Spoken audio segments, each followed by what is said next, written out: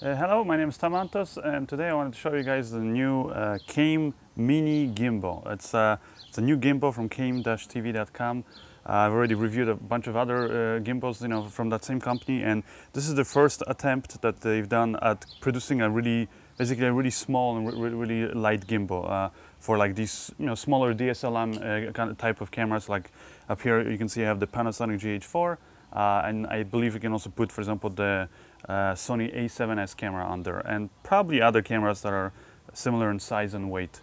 Now, what's great about this gimbal, compared to, for example, like the DJI Ronin, or or even like the other gimbal from Came, which is the Came 7800. That's like their most popular model, I think, right now, is that it's very small and very light, so you don't get tired, as quickly carrying this thing around.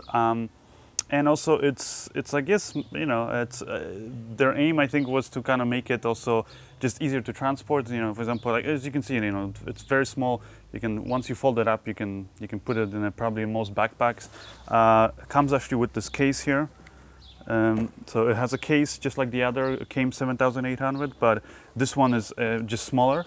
But otherwise, it looks very similar. The case comes with the Allen keys, comes with instructions, a charger for the batteries. So it comes with everything that you need. It comes also with a stand that you can fit in the case, but the only thing is to actually use the stand, you have to assemble it using Allen keys.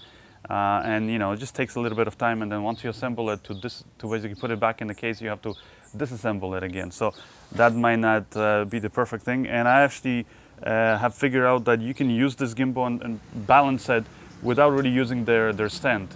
You can do it very easily by just basically putting it upside down. So what I do is I, for example, like put it up here on this top handle, and then once I have the camera there, then I'll loosen these side handles here. Just loosen it and kind of put it down to the ground and tighten it, and then do the same thing to the other handle.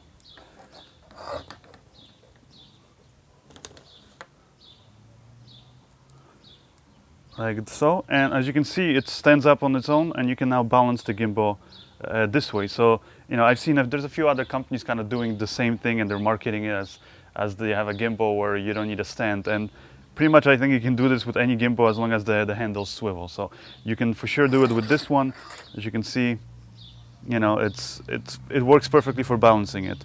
Now, how does this work when you're actually using it? Well, here, let's grab it. Let's put the handles back in.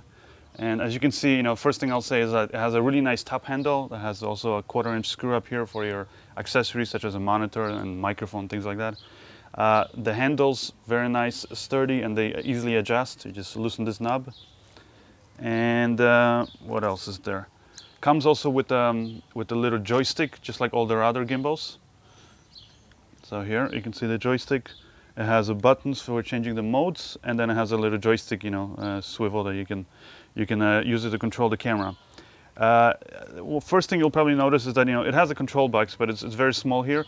But there's no battery, or at least no visible battery, and that's because the batteries are actually hidden inside the top handle. So if you're wondering if you can remove the top handle, well, you can't, or unless you rewire, I guess, the batteries. But it uses these. I'm not even sure what kind of batteries they are.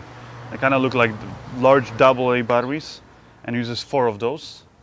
It just says 2500 milliamps, 3.7 volts, I believe.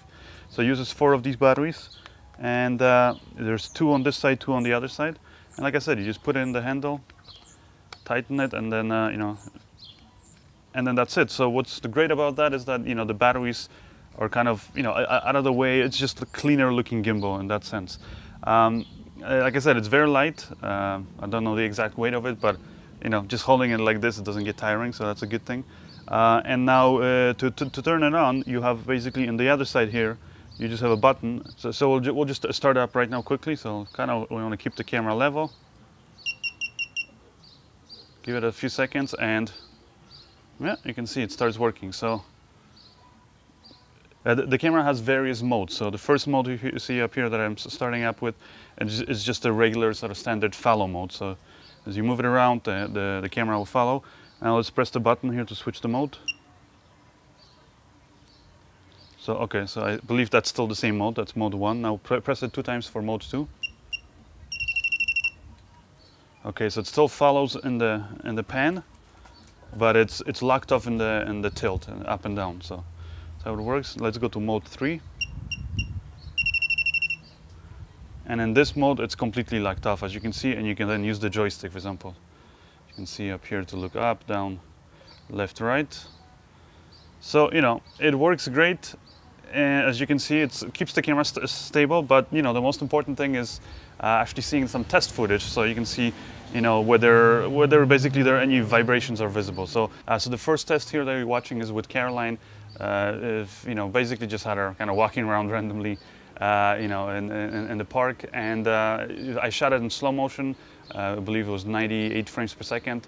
So it should usually smooth out, you know, the motions or any kind of mistakes of the gimbal. And as you can see, it looks pretty stable, but there you can still see a little wobble sometimes. I mostly noticed it in the roll axis.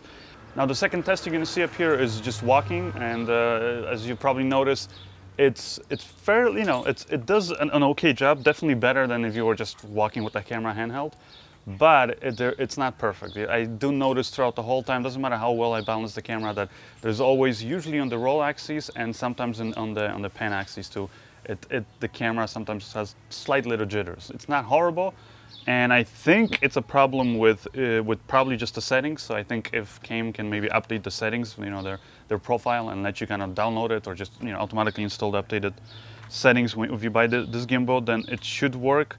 Like I said, I've tried rebalancing the camera, and that problem always stays there. So, so I hope it's nothing like, you know, hardware-wise that's faulty. Because I mean, I think the motors are powerful enough, especially for these light little cameras. So it's, again, hopefully Cam can fix that.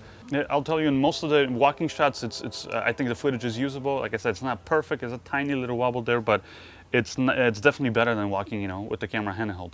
Now, where I really noticed sort of the problems with this gimbal is running. Here's one test of me, you know, running and following a subject.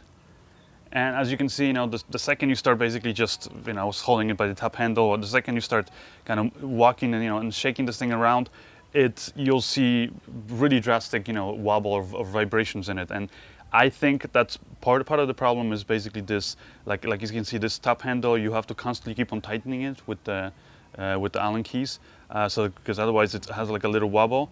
So that could be the problem. But also I found that up here with this kind of this vertical shaft here, it also sometimes it loosens up on me, so I have to tighten those two Allen keys.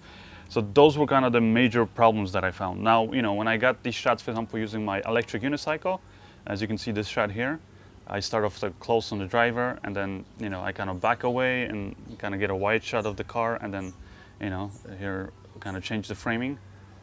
Now, because, you know, I'm not running and I'm not shaking the camera up and down and left and right as much because I'm on the unicycle, it's, you know, performs really well. But definitely if you want to go fast and, you know, basically running, definitely this gimbal is going to create some problems for you. It's you know, again, it's better than hand holding it, but it's way too much vibration, I think, to pass off the shot as a, you know, as a steady kind of a 3-axis gimbal shot.